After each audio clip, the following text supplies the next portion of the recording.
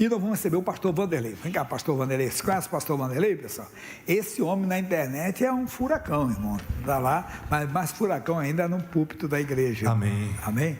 Bem-vindo, pastor Vanderlei. Obrigado, pastor. Tem uma palavra especial para esse povo? Com certeza. Tá, vamos receber o nosso pastor. Bom soldado anda preparado. Aplaudindo o Senhor Jesus. Fica à vontade aqui.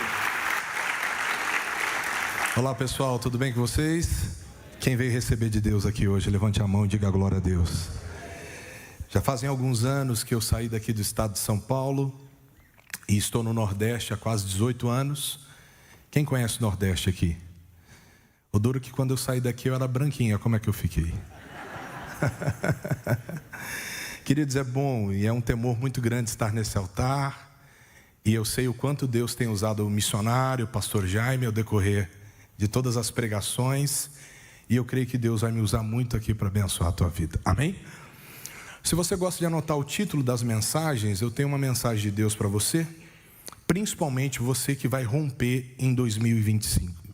Quem vai romper em 2025? Saiba de uma coisa, Deus não trouxe você aqui hoje por um acaso. Ele vai mexer com a sua estrutura, como bem o pastor Jaime já disse. Ele vai abrir o seu entendimento ainda mais, e vai preparar você para que 2025, quem olhar para você, já veja uma nova pessoa. Até você, quando se olhar no espelho, vai falar: estou muito mais bonito e mais ungido. O título da mensagem de hoje é Não Pule Etapas. Abra sua Bíblia, por favor, no segundo livro dos Reis, no capítulo de número 3. Eu quero falar com você sobre algo muito importante que aconteceu na vida de Jorão. E possa ser que você também esteja vivendo um momento como Jorão viveu. Você está precisando de uma resposta de Deus. Juntamente com você existem aliados, existem algumas pessoas que Deus confiou nas suas mãos e que essas pessoas estão passando por lutas e batalhas. E se você não tiver resposta de Deus, essas pessoas que também estão debaixo da tua unção vão perecer. A Bíblia nos diz, e eu vou explicando e daqui a pouco nós vamos à leitura, Jorão, ele estava enfrentando um problema muito sério. Pois após a morte de seu pai, os moabitas, eles se levantaram contra Israel, pois eles eram tributados por Israel. Israel recebia tributo e eles estavam revoltados, pois desde o momento que Jorão assumiu o reinado, eles não queriam mais pagar o tributo e com isso Israel estava sofrendo. Ele não sabia o que fazer. E aí a única coisa que sobrou para ele foi se levantar contra os moabitas, contra o rei de Moabe e lutar. No versículo de número 1, do segundo livro dos Reis, capítulo 3, diz assim: E Jorão, filho de Acabe, começou a reinar sobre Israel e em Samaria. E no 18º ano de Samaria, do 18º ano de Josafá, rei de Judá, e reinou quantos anos, pessoal? 12 anos. E fez o que era mal aos olhos de quem? Porém não como seu pai, nem como a sua mãe, porque tirou a estátua de Baal, que seu pai fizera. Contudo, aderiu aos pecados de Jeroboão, filho de Nebate, que fizera pecar a Israel, e não se apartou deles. Então Mesa, rei dos Moabitas, era o contratador de gado, e pagava ao rei de Israel 100.000 cordeiros e 100.000 carneiros por sua lã. Observem que quando Jorão assumiu, ele tinha de tudo para ter um bom reinado, mas se ele obedecesse fielmente à voz de quem? De Deus. O segredo não está em executar meia direção de Deus. Toda direção que Deus te dá é uma direção sábia, não só para abençoar você, mas também para lhe prosperar. Vamos entender que a perca daquele contrato trouxe a ele uma séria dificuldade de gerir e de administrar a sua cidade. Mas por quê? Porque a Bíblia diz que ele não foi como o pai dele, como Acabe, ele não era um pecador mor como o pai, mas ele aderiu aos pecados de Jeroboão. E os pecados de Jeroboão, comparados com os pecados de Acabe, eram pecados pequenos. Mas a Bíblia nos diz que são as pequenas raposinhas que fazem o quê? Consomem as vinhas. Se você quer romper em 2025, se você quer reconquistar os contratos perdidos, se você quer reconquistar a confiança da sua família, Se você quer ser alguém de ascensão em 2025, ser aquele empreendedor que quem olha para você diz assim: poxa, ele não só tem a habilidade, a expertise administrativa, mas ele tem a unção de Deus e eu quero estar perto dele. Você precisa abandonar com urgência as pequenas raposinhas. A história nos diz que Jeroboão foi uma decepção para Deus. E sempre no Velho Testamento, principalmente na citação dos livros dos reis, nós vamos ver Deus falando do pecado de Jeroboão. E quais foram esses pecados? Jeroboão, ele trocou o local de adoração, que era Jerusalém, por cidades próximas. Jeroboão, ele tinha o costume de levantar sacerdotes segundo o seu desejo. E os sacerdotes deveriam ser levantados da tribo de Levi. E aí você me pergunta: pastor, e qual é o problema? O problema é quando você faz a mais ou a menos do que Deus te mandou. Quando você acrescenta uma vírgula, ou quando você tira uma vírgula da direção que Deus te deu, a Bíblia nos declara que um pouco de fermento faz o quê? Leveda toda a massa. Não são as grandes coisas que derrubam a sua casa, são os pequenos acúmulos. Falando de um casamento, a exemplo, a falta de um diálogo franco, a falta de sabedoria administrativa, a falta de comunicação com a sua esposa acerca das contas, as surpresas no cartão de crédito, são as pequenas coisas. Ou até mesmo uma conversa apagada no WhatsApp, ou uma conversa mal interpretada, uma amizade que de repente dá 1h da manhã, uma mulher manda um WhatsApp para você, que é casado, dizendo boa noite, dorme com Deus. Que Deus que é esse? Só se for o Deus com D minúsculo. Porque o homem casado, compete a ele ter uma vida ali alinhada junto com a sua esposa. Então eu não posso estabelecer o que eu quero. O pecado de Jeroboão é que ele queria fazer do jeito que ele queria. E a Bíblia nos declara: crede no Senhor vosso Deus, estarei o quê? Crede nos seus profetas e você prospera. Então tome cuidado com essas pequenas coisas que podem lhe atrapalhar muito. E naquele caso, por ele ter aderido os pecados de Jeroboão, o tributo, aquilo que tanto ele desejava, aquilo que supria a necessidade, foi tirado. E você há de convir comigo que dura coisa é para você quando você tem perdas significativas. Eu falo com você que talvez esse ano teve perdas significativas que abalaram a estrutura da sua família, que abalaram a sua estrutura financeira, que mexeram com a sua cabeça. Dura coisa é quando você está numa empresa, está em um trabalho, trabalha, está ali bem estabilizado e de repente você perde o emprego. Havia uma programação, um carro que você tinha que pagar, alguém que você precisava ajudar, pum, perdeu. E aí o que fazer em momentos como esse? Pois é no momento da perda que nós temos duas alternativas. A primeira, ou fazemos uma reflexão, um exame introspectivo acerca de como está a nossa fé e de como estamos vivendo, ou aceitamos a derrota e batemos palma para o diabo. Mas Deus não te trouxe aqui para você bater palma para o diabo. Deus te trouxe aqui para você repreendê-lo e tomar posse da vitória. Naquele momento, ele se uniu com 3 amigos dele, o rei de Judá, Josafá, e se reuniu com o rei de Edom. Eles fizeram frente e disseram: vamos tomar o tributo de volta, que é normal. No momento da perda, aí você olha para alguém e diz assim: eu vou me unir com essa pessoa, e aí eu vou conseguir de volta. No momento da perda, você liga para o gerente do banco e diz: preciso de um dinheiro. No momento da perda, você liga para a sua sogra, para o seu sogro, diz assim: ele vai me ajudar a pagar o aluguel. Mas a Bíblia nos diz: se o Senhor for o teu pastor, de nada você terá falta. O grande segredo é que muitas vezes nós esperamos no braço da ajuda do homem. E tem horas que Deus não vai deixar, e mesmo que você peça ajuda a muita gente, tem horas que você não vai conseguir o objetivo que você quer. Porque Ele tem que ser o seu Senhor, Ele tem que ser o seu pastor, principalmente no momento das perdas. Quando Ele fez a frente, Ele diz: pronto, fizemos a Liga da Justiça, vamos derrubar o inimigo, e agora a vitória será garantida. Mas não saiu do jeito que eles esperavam.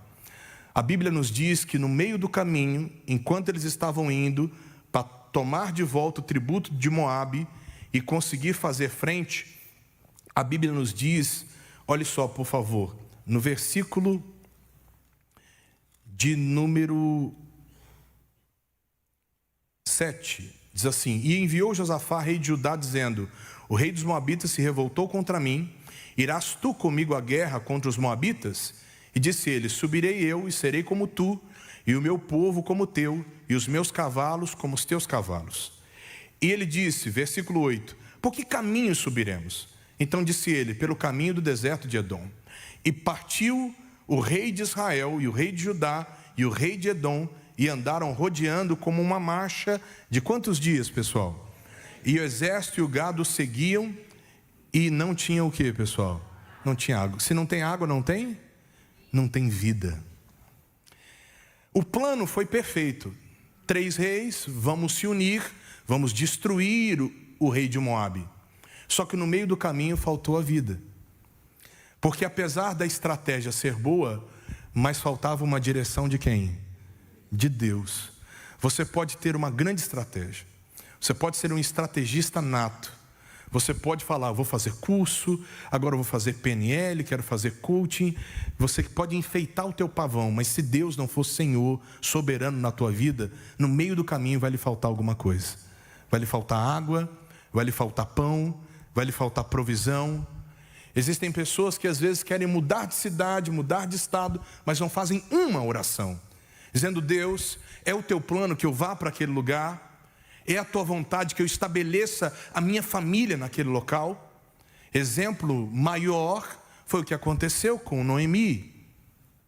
Eles estavam em Belém de Judá, que representa casa de pão. Mas num momento de angústia, num momento de aperto, eles acharam por bem sair da casa de pão e irem peregrinar nos campos de Moabe. Aí em seguida vieram as perdas, vieram as situações que eles não conseguiram reverter, e Noemi precisou voltar para o lugar que ela nunca deveria ter saído. Você precisa entender que o lugar mais distante que Deus está é apenas a uma oração. Se você aprender a orar a Deus antes de tomar a decisão, você não vai viver querendo remediar as coisas, porque você vai estar sobre o cuidado e a direção de Deus. E a direção de Deus há um detalhe: nem sempre o caminho que Deus escolhe é um caminho mais fácil para você. Às vezes você vai olhar e vai falar: meu Deus, olha que situação que eu vou vencer, olha que problema que eu estou enfrentando, olha o tamanho desse gigante. Mas não se esqueçam que foi o gigante que deu renome a Davi. Deus, olha o tamanho do mar que eu vou ter que atravessar, mas não se esqueçam que foi a travessia do mar, como o missionário falou nesse final de semana, que deu renome a Moisés. Se você entender que é o desafio que te leva a avançar com Deus, você vai romper em 2025. Você não vai ver somente a sua vida crescer, mas a sua família também. No meio da situação, quando faltou água, alguém foi espiritual, porque ele estava pensando que iria vencer com a frente dos amigos. Faltou água, faltou mantimento, o exército começou a desfalecer. E é isso que acontece quando um pai de família não ora, quando uma mãe de família não busca. O exército, que é a família, começa a desfalecer. Um filho começa a ir mal na escola, uma criança começa a adoecer, e de repente é alguém da família que adoece de novo, e daqui a pouco alguém da família adoece de novo. O exército vai enfraquecendo, porque está faltando a água. E a água, como a gente disse há pouco, é o quê? É vida. A água é Jesus. Quando falta Jesus, por mais bem intencionado que você esteja, pode ter certeza que vai faltar alguma coisa no meio do caminho. Josafá disse: não tem um profeta, um homem de Deus por aqui? Alguma coisa está errado, porque você quer vencer a batalha, você quer prosperar, quer tomar o tributo de volta. Traduzindo para os dias de hoje, quer o contrato de volta, quer a família abençoada, quer restauração. Mas espera aí, está faltando o principal, está faltando um profeta. Lembra de 2 Crônicas 20:20? Crede no Senhor vosso Deus, estarei. Crede nos seus profetas e o quê? está faltando um profeta. Está faltando alguém com a revelação da palavra. Alguma coisa está errado, pois Judá ia muito bem. E Josafá entendia isso. Até que ele disse, tem um profeta, mas esse profeta ele não vai muito com a minha cara, que é o profeta Eliseu. Vamos descer até ele. Quando eles desceram a Eliseu, a Bíblia nos diz que Eliseu ele deu uma palavra dura para ele. A palavra de Eliseu foi uma palavra de cortar o coração, mas foi necessária. E no momento em que Eliseu deu a palavra, a Bíblia nos diz no versículo 14: e disse Eliseu, vive o Senhor dos exércitos, em cuja presença estou, que se eu não respeitasse a presença de Josafá, rei de Judá, não olharia para ti e nem te veria. Ora, pois, trazei-me um tangedor. E sucedeu que, tangendo o tangedor, veio sobre ele a mão de quem? Ora, e disse assim, assim diz o Senhor, fazei neste vale muitas covas. E não vereis vento, e nem vereis chuva. Todavia este vale se encherá de tanta água, que bebereis vós, o vosso gado e os vossos animais. A palavra de Deus é a resposta que você precisa para qualquer luta na sua vida. Observem que o pecado de Jeroboão estava instalado dentro do coração de Jorão. Mas no momento em que ele buscou o homem de Deus não falou o que ele queria ouvir, mas falou o que ele precisava ouvir. E quando ele ouviu aquilo que ele precisava ouvir, a direção de Deus veio sobre ele. Por quê? Ele não discutiu com o homem de Deus. Ele fez como uma mulher de origem grega de Cirofenícia. Quando ela foi até Jesus clamar pela filha dela, que estava miseravelmente endemoniada, naquele momento Jesus foi duro com ela. Em alguns momentos a palavra é dura conosco. Ela vai na nossa ferida. Ela vai em algum lugar da nossa vida onde nós precisamos de mudança. E mesmo Jesus chamando aquela mulher de cadela, pois ele disse, não convém tirar o pão dos filhos e deitá-lo aos cachorrinhos. Aquela mulher não se revoltou contra Jesus. Ela não disse, nunca mais eu venho atrás dele. Pelo contrário, ela se retirou a sua insignificância, semelhante ao que João Batista disse, o importante é que ele cresça e que eu diminua. Aquilo entrou no coração dela e ela tomou a atitude certa. Ela continuou ali aos pés do Senhor. E não somente ela recebeu, mas a filha dela recebeu também. O que eu quero que você entenda, e já estou terminando a mensagem, é simples. Nem sempre Deus vai falar o que você quer ouvir, mas Deus vai falar o que você precisa ouvir. E a palavra de Deus da boca do profeta foi certeira. Ele disse assim, não vereis vento e não vereis chuva, todavia esse vale se encherá de tanta água. O que Deus falou? Ele não está trabalhando para você ver. Às vezes você está querendo algum sinal. Às vezes você está querendo ver alguma coisa mirabolante para acreditar. Deus não está preparando nuvem, você não está vendo chuva, mas Deus vai encher teu celeiro de água. Deus vai suprir a necessidade, vai abençoar a sua casa. E quando Ele faz, Ele não faz pela metade. Quando Deus faz, Ele faz completo, porque a obra dele é completa. Que Deus abençoe e prospere a sua casa. Obrigado, pastor. Deus abençoe.